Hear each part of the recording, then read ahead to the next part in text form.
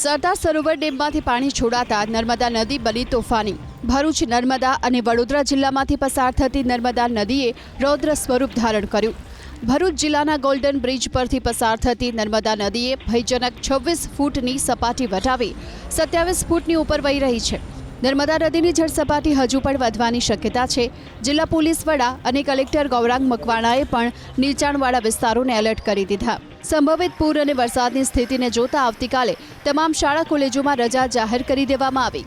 આ તરફ દિલ્હી મુંબઈ એક્સપ્રેસ વેના કેબલ બ્રિજ પરથી પણ નર્મદા નદીના જોવા મળ્યા ભયાવહ દ્રશ્યો। નર્મદા નદી ભયજનક સપાટીને પાર કરતા કાંઠા વિસ્તારને એલર્ટ કરાયા તો અંકલેશ્વર અને સુરતને જોડતા સ્ટેટ હાઈવે પર પણ પાણી ફરી વળતા વાહન વ્યવહાર પ્રભાવિત થયો। કડકિયા કોલેજ નજીક રસ્તા પર પાણીના ધસમસતા પ્રવાહમાંથી લોકો જીવના જોખમે પસાર થતા કેમેરામાં કેદ થયા। આ તરફ છાપરા ગામના ખેતરોમાં પણ ઘૂસી ગયા નર્મદા નદીના પાણી। ખેતરોમાં નદીના પાણીએ તબાહી મચાવતા પાક અને આખા વર્ષની મહેનત પર પાણી ફરી વળશે તેવી ખેડૂતોને ચિંતા સતાવી રહી છે। ફુરજા સ્થિત દત્ત મંદિરમાં ફરી વળ્યા નર્મદા નદીના પાણી। દત્ત મંદિરના ગર્ભગૃહમાં આવેલ શિવલિંગ જળમગ્ન થયું। નર્મદા નદીના રૌદ્ર સ્વરૂપથી વડોદરા જિલ્લામાં તબાહી। તીર્થક્ષેત્ર ચાંદોદથી પસાર થતી નર્મદા નદીનું જોવા મળ્યું રૌદ્ર સ્વરૂપ। પ્રસિદ્ધ મલ્હારરાવના 108 પૈકીના 99 પગથિયા પાણીમાં ગરકાવ થયા।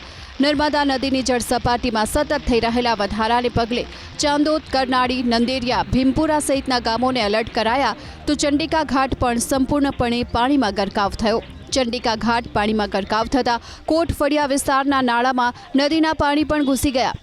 નદીના પાણી ફરી વળતા કોટફળિયાનો ગામ સાથેનો સંપર્ક ખોરવાયો। જળસ્તર સતત વધતા રહીશો પણ પોતાનો કિંમતી માલ સામાન સુરક્ષિત સ્થાન પર ખસેડતા જોવા મળ્યા।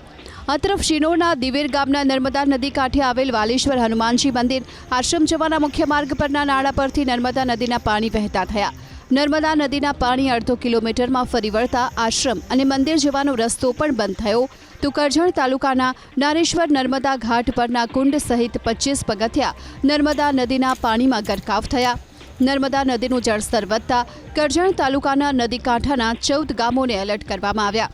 શિનોરના અનસુયા માતાજી મંદિર સુધી પહોંચ્યા। નર્મદાના નીર સાવચેતીના ભાગરૂપે મંદિર પાસે બેસતા પાથરણાવાળા સહિત વેપારીઓને પણ દુકાનો ખાલી કરવાની સૂચના। વહીવટી પ્રશાસનની આ સૂચનાથી મંદિર પાસેની તમામ દુકાનો ખાલી કરવામાં આવી। શિનોરના જ ભંડારેશ્વર મહાદેવ મંદિર પાસે આવેલ ઘાટના 100 પૈકીના 75 પગથિયા નદીના પાણીમાં ગરકાવ થયા। કોઈ અનિચ્છનીય ઘટના ન બને તે માટે ભંડારેશ્વર મહાદેવ મંદિરે પોલીસનો બંદોબસ્ત ગોઠવવામાં આવ્યો।